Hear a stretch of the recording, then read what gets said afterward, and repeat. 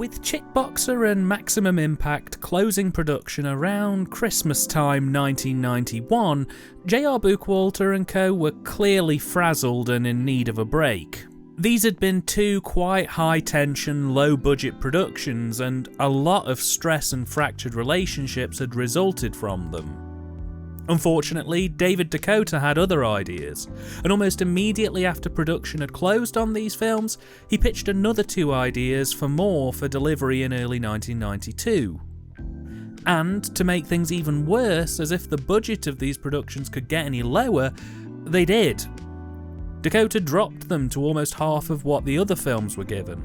So now, instead of $2.5K per film being the standard full budget, it was dropped to around about 1.25 to 1.5K. I have conflicting reports on the exact amount. But JR was having a few issues with bills at the time, so he took it, knowing full well that the budget would barely cover the tape stock used to shoot these movies. And the results? Well, look, these guys were trying their best.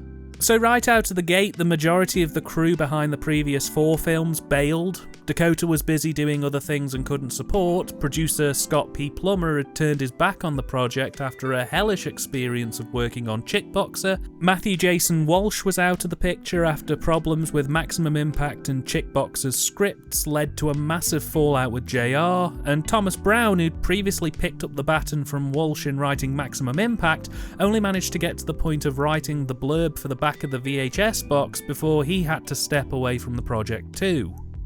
So Bookwalter was almost on the verge of having to run a production more or less entirely by himself, supported by a near non-existent skeleton crew. With time running out to get the production off the ground, he turned to an old friend, John Killo, and asked if he'd be able to deliver a script. And, well, the guy wrote it in one night in a bar, and the film was shot in 3.5 days. Let this be both a forewarning and foreshadowing as to the quality of this production. If I removed the padding from Galaxy of the Dinosaurs, this film would be about 15 to 20 minutes long. The plot is literally this: a group of space travellers who may or may not be human but are humanoid in appearance are heading to Earth to grab a bite to eat. On the way there, however, someone sabotages their ship, which crash lands them on an Earth-like planet, at which point it's revealed that they haven't landed on Earth at all, or if they have, it definitely isn't how they remember it. They wander around and do character development for a bit, and then suddenly it's revealed there's dinosaurs on the planet.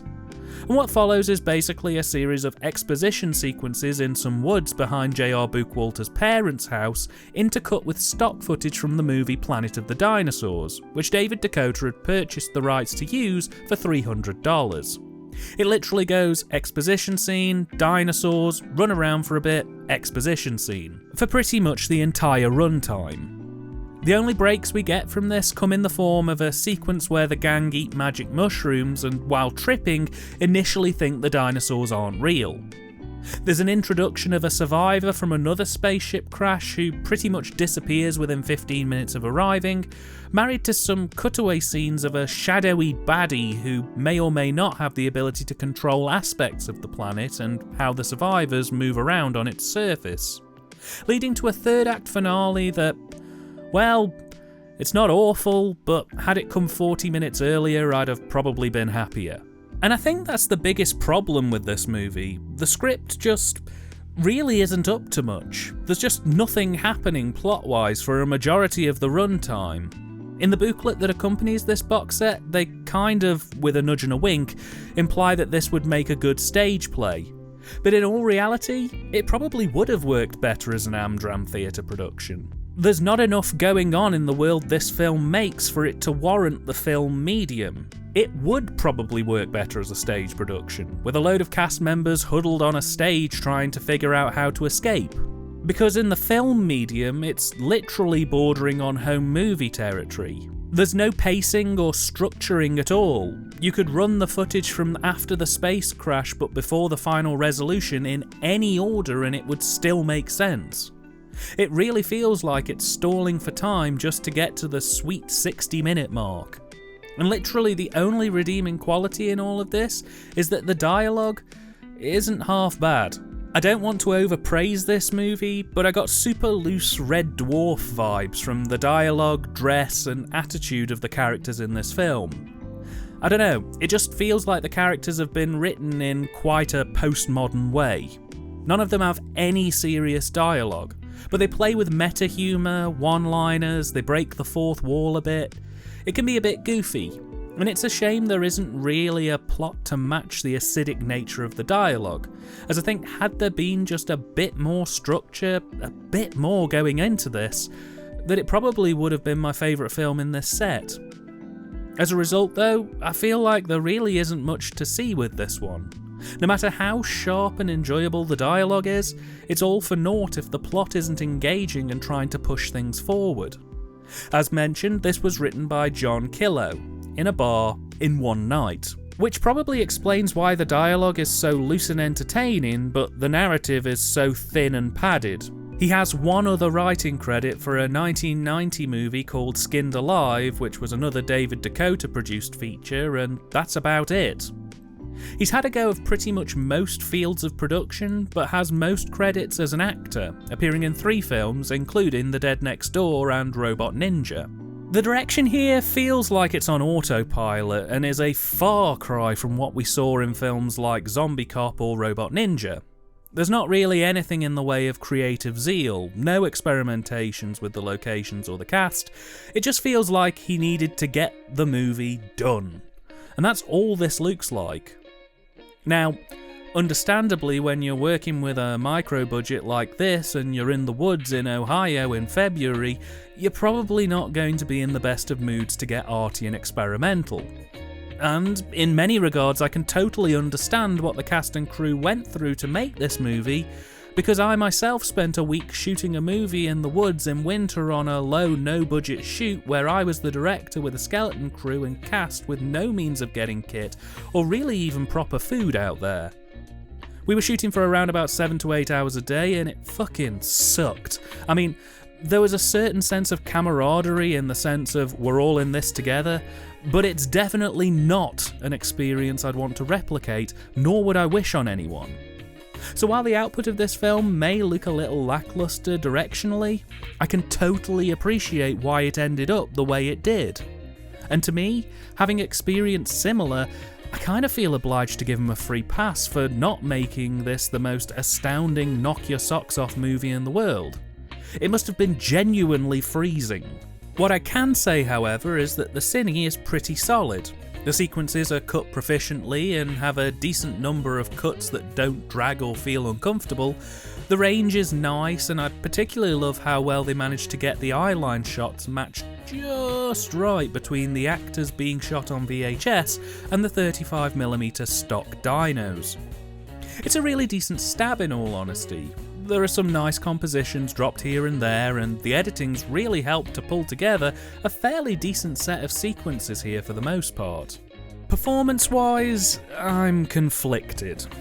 The cast is tiny for this movie, and there's a real split in ability across the board. James Black leads proceedings here as Captain Chronic, and finally gets to play not only a lead, but a good guy for once. And you know what? He's pretty bloody good. For SOV, I'd go as far as saying he's ace in this. I think having seen him play a good guy and a bad guy, I think he plays bad just a little bit better, but he commands attention in the leading role, and I think he aces it. Equally, James L. Edwards really comes into his own in this movie playing Graft, a character who doesn't have a lot to do in the beginning, but slowly warms up as the film goes on. On the other end of the spectrum, however, we have Christine Morrison as Morda, who is just too much ham. I really couldn't get into her performance, and she left me cringing on some of her line deliveries. I mean, based on what I saw of her in the making of features for this film, she seems really nice, which makes it even more difficult for me to say that her performance was really not my cup of tea. But then, in fairness to her, she actually isn't an actress. You see, the original actress for the role flaked on the day, and so Christine was drafted in literally on the day with no prior warning and no chance to look at the script to basically save the production. She'd never acted before in her life, and what you see on camera isn't just her first credit, it's literally one of her first attempts ever. So, wow. The rest of the cast aren't awful. In fact, I really rather enjoyed Tom Hoover as Benj in this. The fact that he's so single-minded and in the moment were some of the funniest moments in the film for me. But for the most part, the rest of the cast just sort of exist, and that's about it, which is a shame. Finally, the soundtrack. And after a bit of a dreck turnout over the last two movies, this OST's awesome. It's a kind of return to the scores from the earliest efforts of this experiment, more prominent on heavy rock and synth scores that really help beef up the energy. And I think that's one of the few things that really helps this film along, is the fact that throughout there's this really peppy, big sound that just keeps that energy moving. So it's a big thumbs up from me on that front. Galaxy of the Dinosaurs was released on VHS in 1992 by Cinema Home Video, and was one of the few movies to get a reissue on DVD in the 2000s. It came out twice, both unriffed and riffed as part of the Bad Movie Cops series. Its latest release in 2020 comes courtesy of the SOV Six pack set, and it looks and sounds about as good as it possibly can do, and is packaged with many, many extras, including 3 audio commentaries, some making-ofs, trailers, and highlights from its appearances on the Bad Movie Cops. In short, this is one of the few times where I can genuinely say that more time and money has gone into the restoration and extras of this release than the total cost of production and initial distribution of the film itself, which I think must be a first in cinema history. Ultimately, Galaxy of the Dinosaurs is a time killer. It's a 15 to 20 minute film stretched out to a 62-minute runtime in such a way that's painfully obvious and deeply underwhelming. What I can say is that while this isn't by any means a great movie, it does have enough going on with it that I'd say that if you stumbled on it via streaming, or you don't have to exert any energy on it other than clicking play, I could say maybe give this one a go.